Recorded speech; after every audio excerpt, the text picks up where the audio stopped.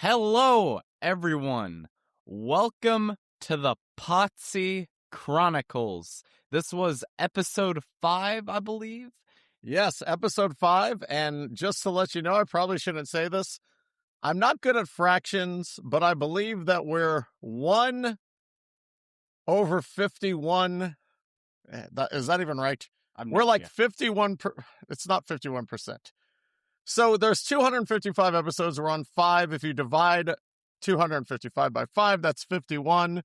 I think, but that doesn't sound right that we're 151th through. I don't know. We've watched 5 episodes. Let's put it that way.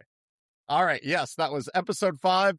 It was called Hardware Jungle. This is one thing we like to do. I want to ask my son when he hears the title, even though he saw the episode, we kind of wait. And I'm like, what do you think of when you think Hardware Jungle? So when you saw that title, Hardware Jungle, what did you think this episode was going to be about?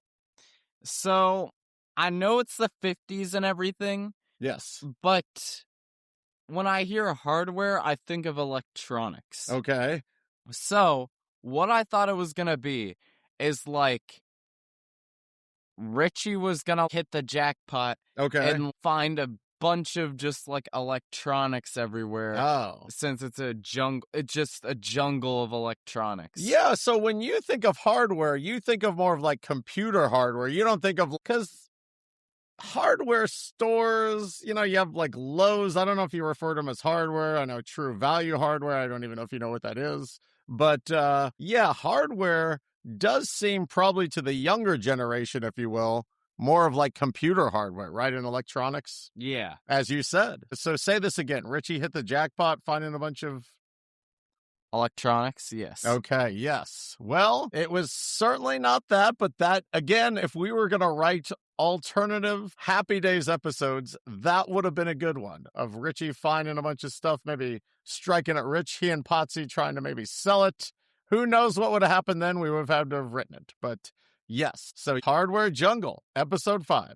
You want to just get into it? Is there anything that we missed maybe from last time, or anything you wanted to say before we get started into the episode? I wanted to bring something up. Yes. So, of course, if we do make it to the next season. Yes. Sounds like a big if. Don't mean to interrupt you, but sounds like a big if. And just to let everybody know, we've said it before. If you haven't, please listen to our previous episodes. There are only 6 episodes in the first season. So if we make it past this, we have 1 more to get through the first season. And again, all of this is always a big if. But go ahead, sir. So if we make it through the first season, yes, I wonder if in the intro, if the scenes are going to change. You know how the girl, for example, her hair goes off and whatnot? Because I know in Rick and Morty, every season, they always change the clips that are used in the intro. So every season. So I wonder if they're going to do that every season for Happy Days. Well, I do know, but I'm hoping you can find out, and I don't need to tell you. But one thing I do want to mention now that you bring that up is we've talked about all the opening scenes in this particular first season, and the one with the waitress where she drops the malts and food on the cops. She was waving to Richie and Potsie, right? Yeah. I think we just noticed that this time. So Richie and Potsie were waving to the waitress. I believe it was the waitress that quits, right? Yeah. And they waved her, and then she dropped the thing on the cop. So it's still the same one, but that's just kind of, I guess you might say, an Easter egg. We just saw that it was Richie and Potsie. And the man that knocks the girl out, well, he doesn't knock her out. Let me rephrase that. The man that goes out of the car, right? He opens the door. Something happens. I don't even know what happens. What happens? Does he go out of the car? Remember, he pushes her out through the door? Yeah, somehow he pushes her out through the door. That was not Ralph Malph. We debated in one of the earlier episodes, is that Ralph Malph? Because it is a gentleman with red hair, and because when you look at him from the back, his hair does look like Ralph Malph. But you look from the front, you see his face, and it's like, no. That is not Ralph Malph. And we're not just saying it because he has red hair. He has the same hairstyle as Ralph Malph and red hair. And we thought, well, maybe it's Ralph Malph. Maybe their friends are kind of, joshing him, if you will, a little bit. But no, it was a different man. So you want to just go ahead and get started with the episode? Or was there anything else that we missed that you wanted to talk about? I don't think there was. Okay, so Hardware Jungle. We open up and listen to this. We're in Arnold's. People are dancing, having a good time. Someone's wearing the same Gems red jacket that Ralph Malph wears. So I'm wondering if that's like some kind of gang that Ralph is in, maybe like a motorcycle gang. Again, we don't want to research this because we want it all new to us. And I don't really remember. I'm sure in one episode they must describe what gems are. But there's another man wearing gems dancing with a lady. Everybody's dancing. And who do we see? I believe this is a different waitress, right? Than the waitress that quits? I can't remember. I feel like this is a different waitress. So maybe the waitress that quit and is currently on sabbatical. But who do we see? I predicted at the end of last episode, if you didn't hear it, please go listen to it, that we would never see this character again. It is the large gentleman that enjoyed himself a banana split and a dance with a lady. What was it? They said his name, was it Moose or Goose? It was Moose, yes. Okay. His name was Moose. And the reason we know this is Moose orders a big tray of food. Now, you thought maybe the banana split was overdoing it, about like, hey, look at this guy. He's a large man. He's going to eat a big banana split. I know he had a big plate of fries, multiple hamburgers, would you say, or was there one? I feel like she brought a very big tray out to Moose, who was by himself. I don't remember if she brought burgers to him. I just remember that big tray of fries. Yeah, there was a big tray of fries. I feel like there was burgers. I don't feel like the fries were the only thing. Again, we didn't take notes. We do need to remember that, but I'm going to just go out on a limb and say that she brought a huge tray to him. But yes, there was a big plate of fries. I do remember him putting a bunch of salt on them too. Well, here's we're getting there. What happened was Ralph Malph, I would probably say 3 people we've never seen before, wouldn't you say? Yeah. Are kind of surrounding Ralph Malph, and he's like, and this is how we find out his name is Moose. Ralph Malph's like, wait a minute, everybody, watch what I did to Moose. So Moose picks up the salt to salt his fries. I guess he doesn't like the way that Arnold's makes it, apparently, because he wanted to put some salt on there. So he gets the salt. And yes, Ralph Malph apparently removed the cap, but put it back on so that all of the salt would pour out onto poor Moose's fries. So Moose is left with a big, giant plate of fries with the contents of a whole salt shaker on them. And then I believe afterwards, the whole gang's just laughing at him, pointing at him. They're laughing at poor Moose because now his big plate of fries has been ruined by Ralph Malph's chicanery. He now has nothing but salt overall. It's probably more salt than fries, and he had a lot of fries, you know? Yeah, poor Moose. So Potsie enters Arnold's after this prank, and one of the gentlemen that was dancing turns around to Potsie, and he pretends to punch Potsie. And Potsie, of course, flinches, and the gentleman that pretended to punch Potsie said, hey, 2 for flinching, and he punches Potsie in the arm twice, and Potsie responds with, hey, that's kid stuff. And then as he turns away, he noticeably grabs his arm as if he's in pain from the punches. I believe after that, he goes to the great almighty Ralph Malph. Yes. And he tries doing the same thing. Multiple times. Yes. And Ralph Malph does not flinch, as Ralph Malph would not. And he says the exact same thing as Potsie, and he goes, kid stuff. Yeah, he thinks it's kid stuff. So they're talking about a rock and roll show that's coming. We don't know what type of rock and roll show yet. We will find out soon. So they're talking about a rock and roll show, and I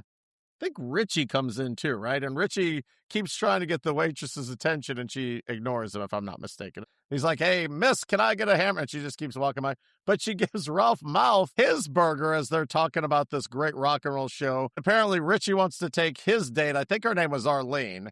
But he doesn't have tickets, and the tickets are, of course, sold out to the rock and roll show. Potsie wants to take a lady, but I guess he can't go unless Richie's going, so it's a real conundrum. Nobody's going to the rock and roll show yet, but Ralph Malph informs them that Fonzie has tickets, and they ask, where's Fonzie, at the garage? And they reply, no, Fonzie's in the bathroom writing stuff. So remember when a previous episode, Fonzie said that he likes to write on the bathroom walls. He is currently in the bathroom writing on the walls. We got to see that action happen. Yes, we're going to get right to it. But before we get there, Ralph Mouth decides that he wants a little salt on his burger. And he picks up the salt shaker.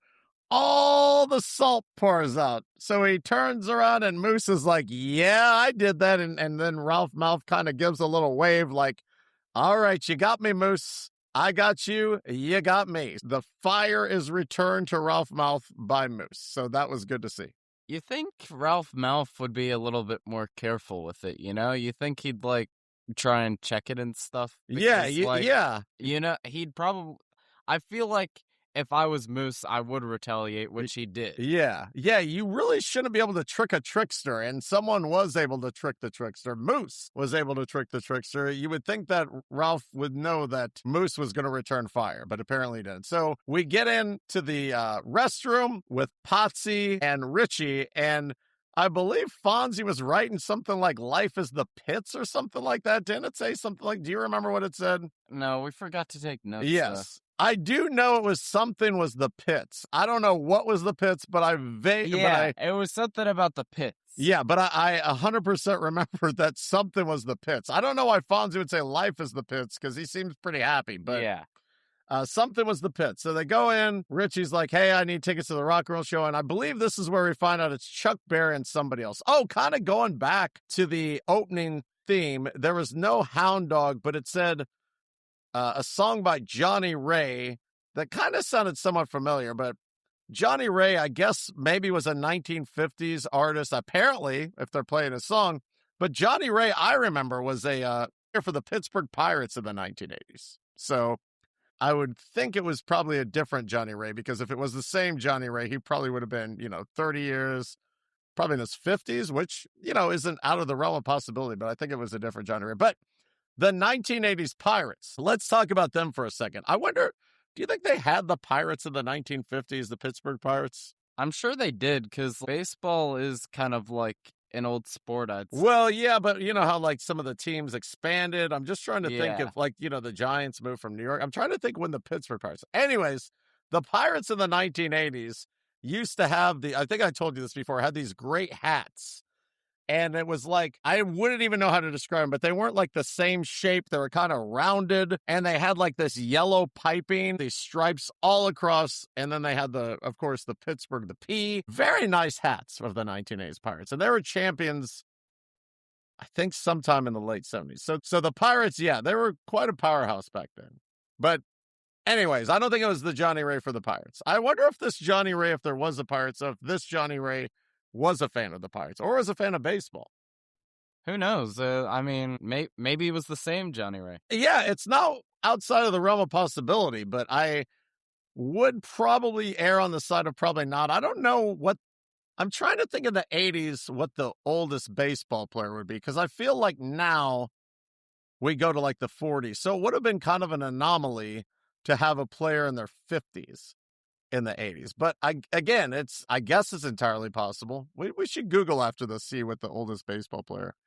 Pete Rose is pretty old. Anyways, let's go back to the bathroom. Fonzie's writing something's the pits. Richie and Potsie need some tickets. They don't really focus on Potsie. They focus more on Richie. So Richie needs some tickets. Fonzie says, well, I gave my last pair of tickets, but I'm the Fonz. $6 into yours, pal. And Richie like flips out. He's like, $6? That's a lot of money. It's kind of crazy seeing that now, because it's like $6. I'd take that instantly. I mean, with ticket prices now, too, it's just like thousands of dollars just to sit up at the top. I don't even think $6 could get you a soda at a concert. I could be wrong, where we might be kind of on the edge of like $6 would be like the lowest, but $6 for 2 tickets really isn't that bad now that you think about it. But that's a lot of money to Richie. Yeah. So he's like, $6, that's, there's no way I'm going to be able to find $6. So they come up with this scheme to get $6. Richie's going to ask his dad.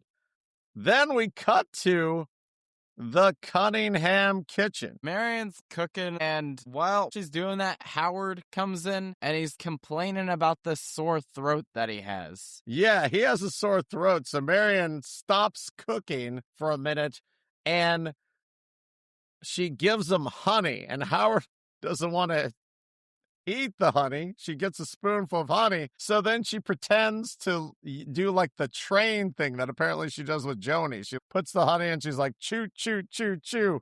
And Howard's like, I'm a grown man, Marion. Oh, I did the impression. I was about to say, he is a grown man doing this. Yeah. I mean, like, you don't have to do all of that. Yeah.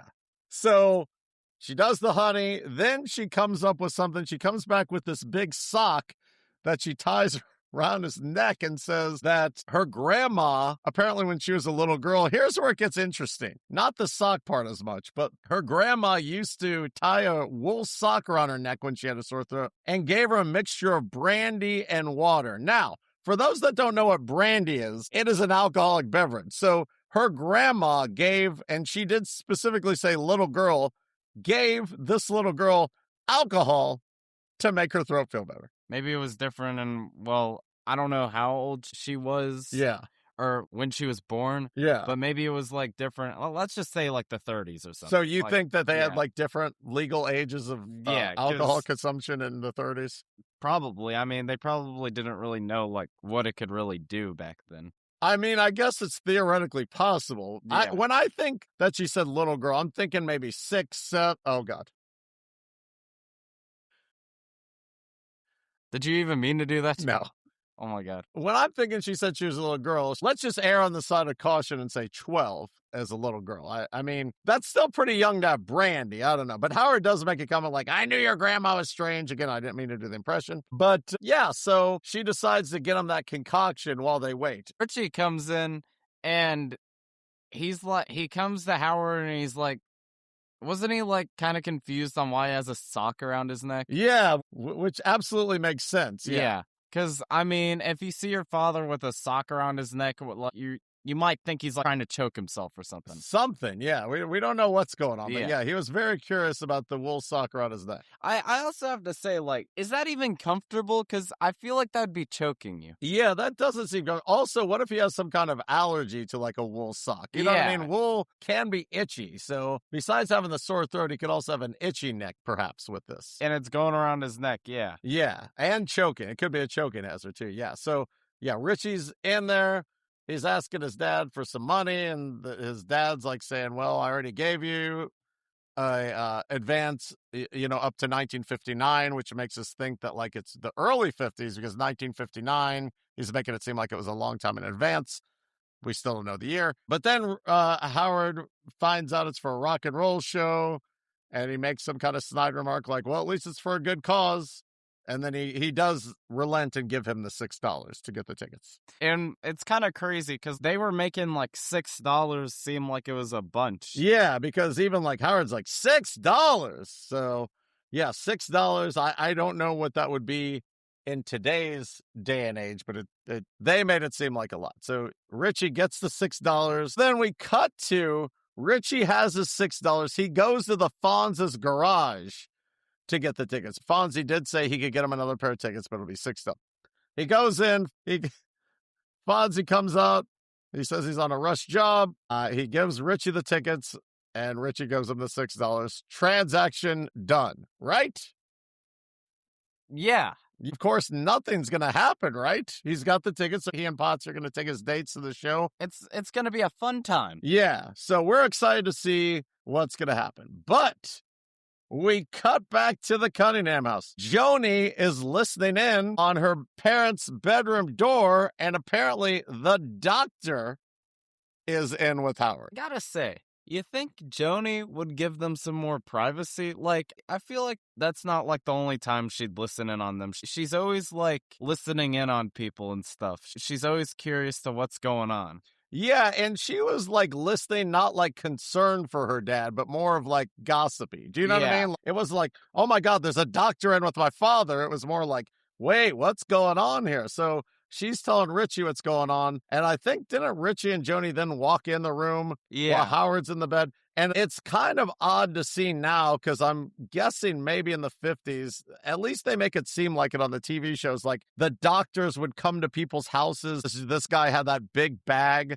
that the doctors in the TV shows would always have, that I guess had all their tools that they needed. And the doctor's in there telling Howard he needs his tonsils out. Howard's a grown man. I have to say, doesn't he have a sore throat? Yeah. And I feel like, at least now, if you have a sore throat, it might be, like, it really just depends on the sore throat. Yeah. But, like, it's not taken too seriously, really. Yeah, you're right. You don't usually have a doctor making house calls. Well, you don't really have doctors making house calls at all nowadays, but like a doctor making house calls for just a sore throat. And I don't know how he determined he needed his tonsils out. Do you know what I mean? Like, did he use that stick for the tongue that they use to kind of check out to see about his tonsils? Somehow he knows that his tonsils needs to be out. And then he's like, I can schedule it for tomorrow in the hospital. I gotta say, too, it's like when I'd call a doctor for it, it'd be like if I had a sore throat for like probably 4 or more days. Yeah, you know? it seemed like he had the sore throat for an hour. Yeah, exactly. So yeah. I don't know if it was different in the 50s. Maybe like the sore throat was like something really serious back then. Like, oh my, it's sore throat. Let's get this doctor over here now. So he needs to get his tonsils out. But with his tonsils out, that requires a hospital visit, which means we might have mentioned it before. They've talked about it a little bit, but not as much as this episode. Howard owns a hardware store, and if he's in the hospital, he can't go to the hardware store that he owns and work. And Saturday is his biggest day to sell things, but Saturday is also the day of what? The rock and roll event. So Richie is asking, like, hey, can I maybe get out of this? And then Chuck's name comes up, and Howard's like, well, Chuck's away at a basketball game. So we don't know yet if away at a basketball game means he's written out, but we're trying to make people forget about him. So we're kind of mentioning him, but hopefully next week no one will remember Chuck and you'll never see Chuck again. Or if it's just like, you know, a convenient way to not have him on this particular episode. I wonder how he scored in that basketball game. Yeah, they didn't really mention who they're playing, what the score was, all those types of things, sadly. So we don't know about what Chuck's stats. I also wonder if he won that basketball game too. Yeah. So Richie decides, okay, you know, I got to help my dad. I'm just going to cancel the concert. So he decides to help out his ailing father. Richie can no longer make the rock and roll show. So he decides to go find Fonzie and try and get his money back. What balls on Richie, don't you think? He's actually grown some balls, I gotta say. He has done the 540, I think we said. The 180, then the 360, then the other 180, because, yeah, he has grown a lot of balls. So he decides to go to Fonzie. So we cut to the Arnold's parking lot. And what we see is Ralph Malph. I can't remember if there was another guy or something, but I remember there was a girl. Yeah, there was a girl, and there were like other people around her because the girl made one joke. Yes. I remember he was with some ladies. Yes. And there might have been guys. I don't know. There was a crowd. I don't know. Like, I didn't really understand the jokes that he was making, but he was like, I don't know. I remember the girl saying something like her ponytail was too tight. She made that joke. I can't remember in her Ralph, but there was similar to that of like, I think he'd like grab his hair and be like, oh, look at me, bah, you know. It wasn't that, but it was something. There were jokes where he was distorting his appearance. I wonder if they were drunk. You know what? They never really say things about that, about what goes on in the Arnold's parking lot. Because as Richie's walking away, I noticed Ralph Malph, as everyone's laughing, he goes, see, I'm funny. So he not only had people laugh, but he had to tell them that he's funny. I wonder if he was like trying to prove them wrong or something. Yeah, maybe we missed that part where they're like, you're not funny, Ralph Malph. He's like, oh, I'm not funny. Watch all these bits. And then he did all the bits. And then they started laughing. He's like, yeah, I'm funny. And then they're like, yes, you are, Ralph. But Ralph Malph is like similar to the Fonz, so I don't really see why they doubt him, you know? Yeah, he's like I don't want to say court jester version of the Fonz, but I guess I will say he's like a court jester version of the Fonz. Not as cool as the Fonz, of course, but also funny. So Richie asks Ralph Malph where the Fonz is. The Ralph Malph points to a photo booth. So they had a photo booth. Have you ever seen these? In the malls, they used to have, they might still have, a booth where you'd go in and you'd put in money. Back then it was like a quarter. Now it's probably like $30. And you would sit in the photo booth. They would take your picture or you and your friend's picture, whoever else was in there, and give you like 4. It would like spit it out in 5 minutes and you'd have like 4 pictures. Have you ever seen such a thing? I've been in and I've seen a photo booth before. Yeah. But it has been a long while since I've seen one. Like I think the last time I really went in one or saw one was probably like 2019, 7 years ago. Okay. So you've seen a photo, but this was for some reason in the parking lot. Arnold's, which all kinds of questions. Like, again, I don't know what theft was like in the 1950s, but to have something with all that equipment kind of unlocked, you know what I mean, outside in a parking lot, you know, when if Arnold's does close, I don't know, we've never seen Arnold's close, that maybe somebody would go and like, maybe, I don't know, take some stuff, maybe at least take the curtain. We've seen Arnold's go all the way till midnight, right? Yeah, past midnight from, I think, episode 2. So he opens the curtain. I don't even think he knocks. He opens the curtain, and Fonzie's in there making out with a lady. And the Fonz, just to mention this, he still doesn't have his patented leather jacket that he did have for a little bit in our last episode. He's still got, like, I think it alternates between the white and the gray kind of cloth jackets this time. But Fonzie's like, hey, oh boy, I didn't mean to do that. Fonzie's like, hey, don't you knock, Rich?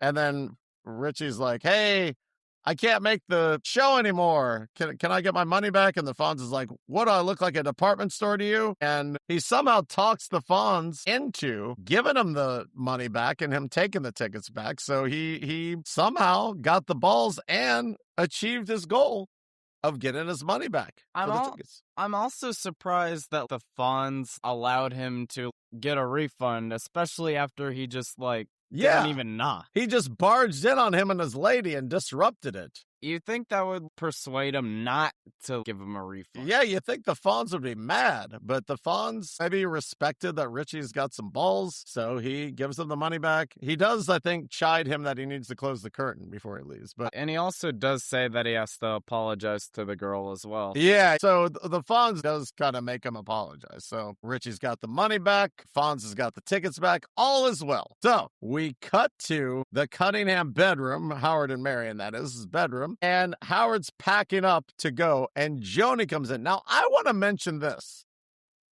Joni's dress, there was kind of like this V shape on it. It really reminded me of Michael Jackson's Thriller jacket. Did you get those thoughts too, or was it just me? I'm not going to lie. I didn't really notice. Okay. It was not exactly the same colors, but it was kind of the same style. It was red. There wasn't like the kind of black stripes. But where the black stripes would be, it was kind of cut out. Let's just say that. So, like, if you put this side by side, I feel like everyone could see a similarity. So I was just wondering two things. One, was Michael Jackson a Happy Days fan? And he saw this episode, because it's conceivable. This was, I think, 1974. Thriller was 83, 80, I don't know, sometime in the 80s. So definitely conceivable that Michael Jackson was a fan and he really liked Joni's dress and he thought, I mean, I'm not saying anything, but he saw this episode and was like, hey, I like that style. I'm doing this zombie music video. Let's do the dress, but let's make it a jacket. Perhaps. I don't know. Or maybe this could also be another scenario that the stylist or costume designer of Happy Days was also the designer on Thriller. And they kind of ran out of ideas, and they're like, oh, I got this, let's just make it a jacket. Or it could be the third option, which it was just a complete coincidence. But I think it was one of the three. Yeah. I don't think it could have been the coincidence. Yeah. Oh, so you think that it was probably either Michael Jackson saw the dress and thought it would make a nice jacket, or that it was the same designer that maybe ran out of ideas. Or maybe, I don't want to say anything bad about that designer. Maybe the designer thought, this works so well on this episode, let's do this for Michael Jackson's zombie video, don't you think? I feel like Michael Jackson definitely had some influence, and I'm sure he was a big fan of Happy Days, because how could you not be a big fan of Happy Days? I know. I wonder who would you say would be Michael Jackson's favorite character? I don't think he'd like Chuck. I think he'd hate Chuck. What do you think? Honestly, that's a really good question. We got to think about that and see who Michael Jackson is. Yes. It'd probably be the Fonz. You think so? Yeah, because he's all cool and stuff, and I feel like Michael Jackson's kind of like that as well. Well, yeah, here's what I think. Also, the Fonz's jacket. Yeah.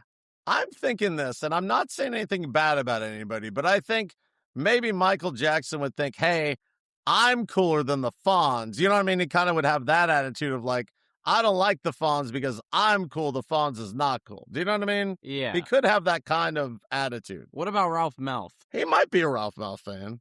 It could be a Potsie fan. I kind of could see him as a Potsie guy. Yeah, I could see Potsie too. I don't know. This would be an interesting. We should do an extra. You know what? We might one day do a Patreon episode if we get enough interest and do a Michael Jackson favorite character of Happy Days. We should probably save this for a Patreon episode. Yeah. Yeah. Okay, so let's move on. So Joni comes in with perhaps the Michael Jackson Thriller prototype jacket on, perhaps not. And she's like really kind of goading Howard. Doesn't she say like all this bad stuff that could happen in the hospital? Yeah, didn't she say she got her tonsils removed and it was really terrible? Yeah, she was saying something about how bad it was and all that stuff. And Howard's like, gee, thanks, Joni. So, yeah, but he's packing up. Richie comes in to tell him that he sold his tickets, I think, right? And then Marion somehow zipped the suitcase onto Howard. So he's walking with the suitcase on. Remember that? Yeah. Then Howard tells Richie, like, hey, you can close up at 5. You don't need to miss the big rock and roll show. But Richie already sold the tickets back to the Fonz. Yeah, so it's kind of crazy because it's like he's kind of just moving a bunch. He's kind of buying tickets, then he's refunding it, and then he's trying to buy them again. Yeah. It's a lot. Yeah. And his mom is saying stuff like, you got to get those tickets back. Yeah, so he was either going to call the girl and say he could make it or he couldn't make it. And what ultimately happens is that Howard tells him that, you know, he can leave and go to the thing. So I don't know. Maybe there was something we missed, but we didn't take notes. But like you said, he's going back and forth. Now he can go to the rock and roll show. So he needs to find the Fonz. He can't find the Fonz. We cut to the hospital room. Richie is more worried about finding the Fonz to get the tickets than his father going through surgery. Yeah. And Howard apparently has a roommate in his hospital room. They realize that they didn't pack a drawstring for his pajamas, but the roommate, who's in the bed very close to him, says, hey, I might have an extra, and he immediately pulls a drawstring up. So he goes from I might have an extra to literally pulling up an extra drawstring out of nowhere for Howard for his pajamas. Now, how did he get that drawstring? Was he prepared for a moment like this? It sure seems like, yeah, maybe he brought some extra draws. Maybe in the 50s, it was a big problem with bringing drawstrings for your pajamas because apparently Howard forgot his. This guy has at least one extra pair of drawstrings. Yeah. I wonder if someone had lost their drawstring before Howard and that guy was like, oh no, if this happens again, I gotta have an extra. Yeah, maybe he had some kind of experience where something happened maybe to him, right? Yeah. Where he was like, man, I forgot it. Maybe he was like at a hotel in like Yuma, Arizona on a business trip and he's putting his pajamas on and he realizes he doesn't have a drawstring and he's like, oh, drats. I forgot my drawstring. This can never happen again. So he just travels with all these extra drawstrings. Yeah. Yeah, I think so. But then this guy asks Howard, like, hey, what are you in here for? Or something to that effect. We don't remember. But it ends up, he finds out Howard is getting his tonsils out. Then he starts telling more horrific stories than Joni, like, oh, I had a cousin that got his tonsils out. He died. And he was much younger than you, too, but he died. Boy, I feel like he would be really great friends with Joni. Yeah. Was Joni there with him? I feel like she was, but yeah. I don't really remember if she said anything. Yeah. I'm only asking because it's like maybe she would have perked up when she heard all this because you're right. They do seem like they'd be friends. So he's telling all these horror stories. He's right next to Howard. I'm sure Howard's excited.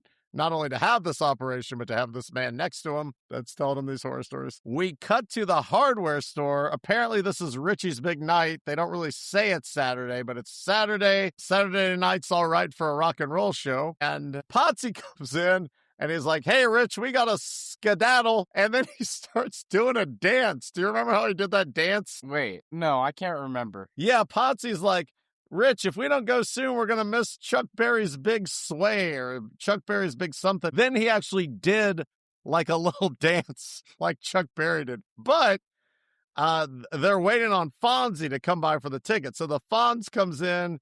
All's right with the world. Give me $6, Richie.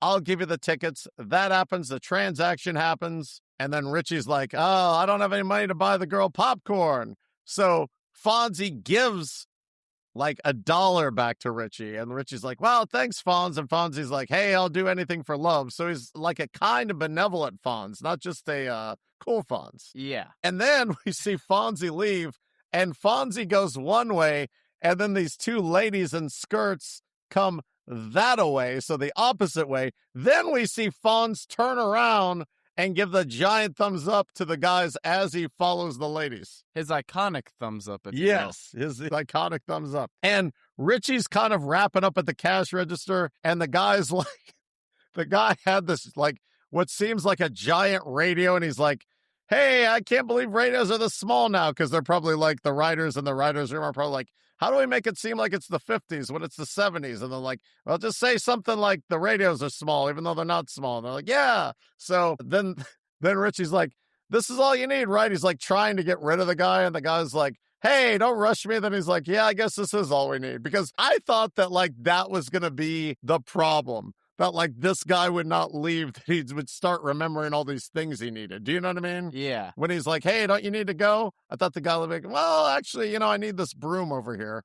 But that did not happen. So the guy ends up leaving with his giant small radio in the 1950s. And they're ready to close up. I gotta say, I feel like when that was happening, it was like nighttime. Do you remember that? Yeah, it was nighttime. Did they even say what time it was? Because it was dark, right? But wait. I'm pretty sure the show was at like 5, right? Wait a minute. Yeah, let's talk about this for a second. I feel like it was light when the Fonz left. And then I feel like it was dark when they locked up, which had to have been like, I don't know if they did like a time thing, but Potsie was there the whole time, unless Potsie worked with them. You know what I mean? Yeah. I think it was supposed to be 5 o'clock, but it was pitch black dark outside. That's so weird. So wait, it was supposed to start at 5? I think he was supposed to close the store at 5, if I'm not mistaken. And so he's closing the store, and it was dark. That is the weirdest thing. Yeah. So they're closing the store, and Richie's like, oh, I gotta lock up. I think you may or may not know where this is going. So Richie gets his keys. He goes outside. He has to lock it from the outside, of course. So the door is open. Potsie's still inside, right? Yeah. He's locking the door. Then he realizes, oh no, I forgot to turn the lights off. I'm going to go turn the lights off. But here's the kicker. He leaves the key in the door, and he's already locked the door. So the door shuts. And Potsie's like, just open the door. And Richie's like, you need the keys for the inside and the outside when the door is locked. So they're locked in the hardware store. And also, I just remember Potsie's still kind of confused. I gotta say, he is as smart as a brick. Yeah. Because he's like, why can't you open it? We locked ourselves out. And he's still like, why can't you open it? Yeah, that's right. He still questions why he can't open it, even when Richie calmly explains to him why they can't open it. So they're completely locked in, trying to think of a way out. So there's like a little, there's a name for it, but there's a little kind of window shaft above the door, which it also is very small. And they decide that they're going to open it. Like Richie's going to climb up and he's going to open it, and they're going to crawl out that way, which, okay. So then he's like, oh, I got to move the chain to make it loose. And he kicks the glass door. They probably neglected to mention the hardware store had a glass door. Richie kicks it, breaking the glass everywhere, shattering. No Stone Cold Steve Austin, sadly, as a result of this, probably because it was the 1950s. So now they have another problem. They can get out, but they have a broken glass door. Yeah. And when I was watching that, when I saw that door, I was like, I feel the only way they can get out is just breaking that open. Yeah. So they did do that. And they can get out. However, not on purpose. Yeah, it was by accident. Yeah, because Richie was trying to get out the top, but he kicked the glass and broke it. So Potsie's like, hey, let's just go to the rock and roll show anyways. I wonder if Potsie remembers how a couple episodes ago Richie left him. Well, he was drunk and passed out with the lady in the cake. But Richie's like, no, I can't go. You just go, Potsie, because, I have to wait for the glass man. Potsie's like just telling Richie that he should go too, I guess, and just leave Again, I don't know what theft was like in the 1950s. I don't know if, let's say someone was walking by the hardware store in the 1950s and they're like, wow, it's got broken glass. We could steal something, but we don't know what stealing means. you know? Yeah. So Richie decides to call the glass man, stay till it gets fixed, miss the rock and roll show, but he wants Potsie to go. So Potsie is really excited. He takes the tickets and leaves Richie, which Potsy does like it further. He's just like, "Are you sure you want to stay?" Yeah, so it is a little different than when Richie just left him when he was passed out drunk. He actually did offer to stay with Richie, but Richie's like, no, that's okay. So Potsy, in this instance at least, seems like a better friend because he would have actually missed the rock and roll show. Also, I don't really think I'd count that as Potsy getting back at him after he just left him blackout drunk. Yeah. Him leaving is not really the same thing because Richie was aware that he was leaving him, whereas Potsy was not aware that Richie was leaving him. You know what I mean? Yeah. So Potsy goes to the rock and roll show. Richie is listening to the radio, calling the glass man. The DJ's like he's spinning a tub of wax for all the guys and gals that couldn't make the show. When Richie calls the person to repair the glass, it ends up there at the rock and roll show, so they can't come and fix it until after the rock and roll show. So the glass repairer is also at the rock and roll show. Yeah. We cut to the hospital room. Richie's there. Howard's voice is better. He's like, oh, Richie, I'm so proud of you. You were so responsible. You missed the big rock and roll show to stay and repair the glass that you broke. Yeah, and it seemed like he was mad at him, but he also wasn't. Yeah, he was mad that he broke the glass because, again, I'm guessing that probably came out of Howard's pocket since he is the hardware store owner. Like, he wasn't angry, but he wasn't also happy about having to pay for a new glass door and probably having to pay for a new glass door on, I mean, I don't know in the 1950s if they charged extra on the weekends and at night like they do now. But if they did, he would have had to pay even more because it sounded like it was a Saturday night at like 10 o'clock at night that the glass repair person had to come and repair the glass. Yeah. So it probably was also inflatable prices, you know. But Howard is all understanding and happy that he's responsible, that he broke his glass and just decided to stay there, which really seems like the least he could have done. You know what I mean? Yeah. I believe he's also saying, all right, you better get out of here before the doctor sees you in here. Yeah. Oh, yes. It was like the end of visiting hours. So the family was there. And then, like, I think it might have been Joni was there. I don't know. Joni and Marion leave, but then Richie's there. And that's when they have that whole heart to heart about everything. And then the visiting hours thing rings again. And then Howard's like, oh, yeah, you better leave or else because the last person the nurse put in critical care. Yeah. I don't think they should do that to somebody just because they stayed over for a bit. Yeah. But, you know. And I believe that, and then I think maybe his roommate said something, because I think Howard's like, hey, don't I have a great son? And then the roommate said something about, I don't know, something. He was like, don't talk to me. Oh, yeah, that's right. Then the roommate shunned Howard. And I think that was the episode, wasn't it? I believe so. Yeah, and then we roll the credits. So that was episode 5, Hardware Jungle. Richie learns an important lesson, and that is, I don't know, what was it? What do you think he learned? I feel like something. I guess to take responsibility? Yeah, that he took responsibilities for his actions. Yes, thank you. So, Hardware Jungle, is there anything we missed or anything else you wanted to talk about before we wrap this up? I gotta say, when they name it Hardware Jungle, I know I took that guess and whatnot. Yeah. It kind of makes sense to me now. I'm just wondering why they called it a jungle. Yeah, I don't understand why they called it that. Because when you think of a jungle, you think it's kind of like all messy and stuff. And there's like things all over the place. And it's kind of just like a jungle that you're. Well, there was glass all over the place, but I don't think that's not really. Yeah. So I don't know. Maybe we need to read the Wikipedia page and see why it was called that. Because like the last episode, guess who's coming to visit? It's Potsie. You know what I mean? Oh, spoiler. But Hardware Jungle, not really sure. I'm sure there's something, but I don't particularly know. So, anything else you want to talk about before we wrap it up? Not that I can think of. All right. So here's the big moment. Is this the end of the Potsie Chronicles? That was episode 5. There's one more episode of the first season. Now, I will say this. From what I've remembered and from what I've heard, I don't know if I'm selling it here, but the show does get retooled. There's more Fonzie. There's more other things. So, with that in mind, do you want to watch another episode?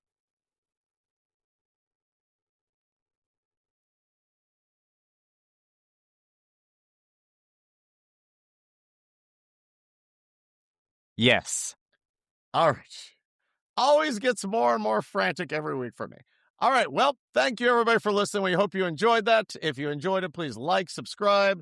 We're currently also on YouTube and all major streaming services. Leave us a good rating. Tell everybody you know. If you didn't like it, please keep it to yourself. Thank you again for listening. We'll see you next week. What's Happy Days?